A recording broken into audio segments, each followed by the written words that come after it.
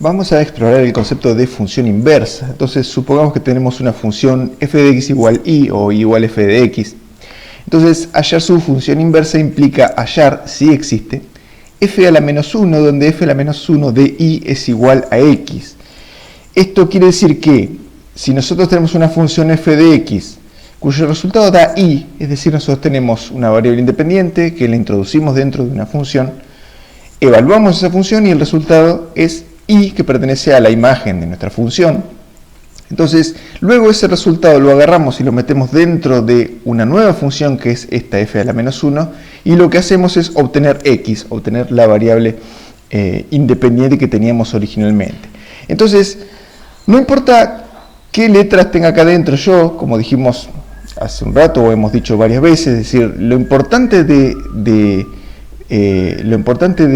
la letra que tenemos aquí adentro es que representa la variable independiente, ¿sí? Acá en esta función, la variable independiente dijimos que sería x y en este caso sería y. Pero no importa qué letra usemos, lo importante es que f a la menos 1, esta que está acá, o f inversa, produce el sentido inverso de lo que es f de x. Es decir, agarra un número, un i en este caso perteneciente al dominio de esta función, y lo que hace es, le genera, digamos, el proceso inverso que le había generado f de x. Entonces, fíjense que nosotros originalmente teníamos la variable x, la introdujimos dentro de f de x, y el resultado lo introdujimos dentro de f a la menos 1 y volvimos a obtener la variable x. Entonces, la función inversa compuesta con la función f, la función original, se dice que se comporta como la identidad, ¿sí? La identidad implica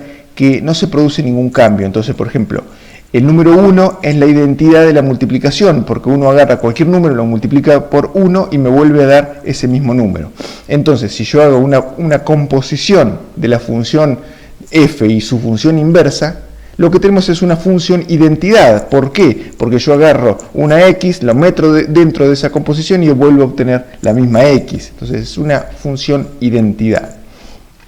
Bien, entonces, esta gráfica de manzanas y limoncitos me gustó más que el diagrama de máquina que habíamos visto antes. Entonces, en este caso, la manzana sería la x, esta limón sería la y. Entonces uno agarra la manzana, que es la x, la mete dentro de la función f y obtiene la y, que es los limoncitos. Este resultado, que es f de x, digamos, lo metemos dentro de la función inversa y lo que hacemos es volver a obtener las manzanas, volver a obtener la x que teníamos originalmente. Esto es por ahí bastante gráfico para entender esto que decíamos recién. Entonces, si pensamos en una función f, cuyo dominio tiene estas tres componentes, a, b y c, y que es una función biyectiva, porque tiene correspondencia 1 a 1, como dijimos, entonces a cada elemento del dominio va a parar un solo elemento de la imagen. Entonces, la función inversa expresada de esta manera será exactamente invertir las flechas con respecto a la función f, ¿sí? Entonces, el dominio ahora pasaría a ser esto que antes era la imagen, y nuestra imagen de la función inversa es lo que antes era el dominio en la función f. Entonces, dominio e imagen se invierten entre la función y su función correspondiente, función inversa, ¿sí? Entonces, la gráfica de conjuntos sería únicamente invertir las flechas, que, bueno, y invierte los conjuntos, invierte el dominio con la imagen y la imagen con el dominio. Entonces,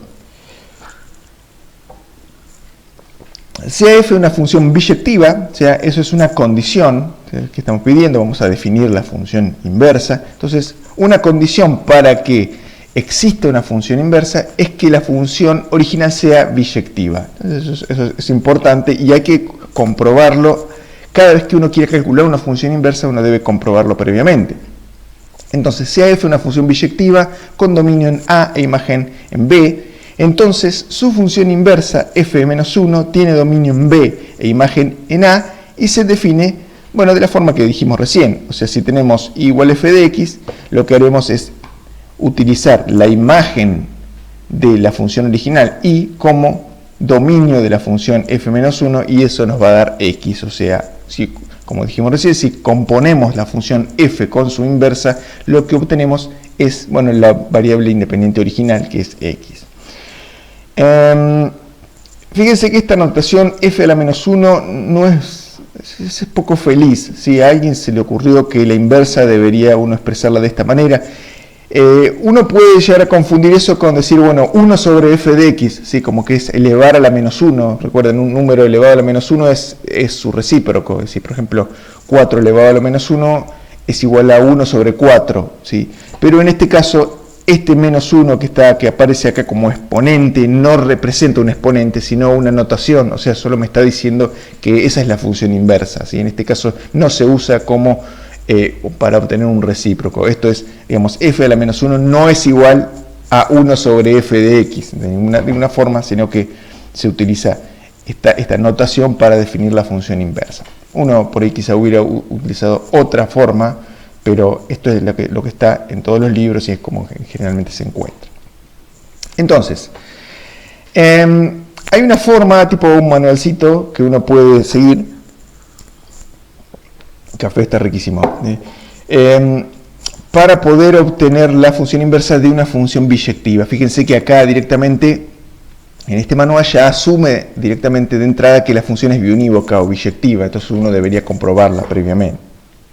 Entonces, el paso 1, una vez que uno comprobó que la función es biyectiva, es escribir la función como y igual f de x, luego despejar x en términos de y. Eso nos hace que, bueno, uno intercambie el dominio con la imagen, o sea, despeja x en términos de y y luego intercambia x por y, y esa es la nueva función inversa, ¿sí? Entonces lo que hicimos es intercambiar el dominio con la imagen con respecto a la función original. Bien, entonces, vamos a hacer un ejemplo. Se encuentre la función inversa de f de x igual x al cubo más 2. Entonces, en primer lugar, para seguir esta receta o estos pasos que tenemos acá, lo que tenemos que comprobar es que la función es biyectiva o biunívoca. Entonces, lo primero, ¿es biyectiva? ¿Cómo comprobamos eso? Bueno, la función biyectiva nos decía que para que f de a sea igual a f de b, donde a y b son dos números, lo que tenía que pasar es que a y b sean iguales. Sí o sí, la única forma que podía pasar eso. Entonces yo puedo decir, bueno, supongamos un número a y supongamos un número b y planteemos la situación. F en a es igual a f en b. Nosotros conocemos la función que es x al cubo más 2, entonces será, bueno, f en a será a al cubo más 2 y f en b será b al cubo más 2. Entonces eso es lo que nosotros planteamos. El 2 suma a ambos lados del igual, entonces uno lo puede simplificar. Y nos queda a al cubo igual b al cubo. Y a al cubo igual b al cubo son, digamos, es posible únicamente si a es igual a b, porque recuerden que cuando uno eleva una potencia en par, el signo se sigue respetando. Entonces, si este a es un número negativo, bueno, este b tendrá que ser el mismo número negativo para que se cumpla la igualdad, ¿sí? Entonces, esa es la situación que se tiene. Entonces, para que f en a sea igual a f en b, lo que tiene que pasar es que a sea igual a b, y eso nos prueba que la función es biyectiva. Entonces, ahora sí, lo que podemos hacer es utilizar los pasos que describimos aquí para obtener la función inversa, y decimos, bueno, el primer paso es escribir la función que teníamos dada como f de x igual x al cubo más 2, como y igual x al cubo más 2. El paso 2 nos pide despejar x en términos de y, entonces, bueno, lo que hacemos es, acá pasamos el 2 restando, y luego nos queda x al cubo igual y menos 2, y en este caso yo puedo pasar el cubo como raíz, ¿sí? Entonces no hay ningún problema con que y menos 2 sea negativo o sea positivo. O sea, recuerden, si la raíz es cuadrada o es de un número par, bueno, esto que está dentro de la raíz no puede ser un número negativo. En el caso de que la raíz sea cúbica, no hay problema, yo puedo tomar raíces cúbicas de números negativos sin ningún problema, y en este caso puedo despejarlo porque tenemos, bueno, un cubo y no tenemos ninguna otra cosa más. No tenemos x cuadrado también. Si yo acá tuviera, por ejemplo, x al cubo más x cuadrado más x, bueno, no sería tan fácil despejar x, porque tengo que resolver una ecuación cúbica, ¿sí? Entonces, ahí la función directamente ya no sería biyectiva. Bien, entonces, despejamos y nos queda x igual raíz cúbica de y menos 2, y luego nos dice que tenemos que invertir, o sea, reemplazar x con y entonces donde decía y le ponemos una x y viceversa. Entonces ahí x le ponemos una i, y esta es nuestra función inversa, f a la menos 1 de x igual raíz cúbica de x menos 2. Esta función es la función inversa de la original que nosotros teníamos. Bien, entonces, si uno conoce que una función es la función inversa de otra función, o sea, si nosotros sabemos en este caso, porque lo hallamos, de que esta función raíz cúbica de x menos 2 es la función inversa de x al cubo más 2, es muy fácil obtener la gráfica de la función inversa. Uno conoce esta gráfica y entonces la gráfica de la función inversa es fácil de obtener. Entonces, acá tenemos este ejemplo, encuentra la función inversa. Bien, entonces ejecutamos y aquí tenemos las dos gráficas de ambas funciones. Esta es la función que se nos había dado, x al cubo más 2. Esto es un cúbico, ¿sí? Tiene la forma característica de S invertida. Es una función biyectiva porque fíjense que es siempre creciente, salvo en este punto, que no es creciente, pero siempre la función es creciente. Entonces, si uno traza, como dijimos, una recta horizontal, va a cortar a esta función azul únicamente en un punto, ¿sí? Cualquier recta horizontal que yo trace la cortaré en un punto, entonces eso nos va a decir que es biyectiva, y bueno, nosotros lo verificamos.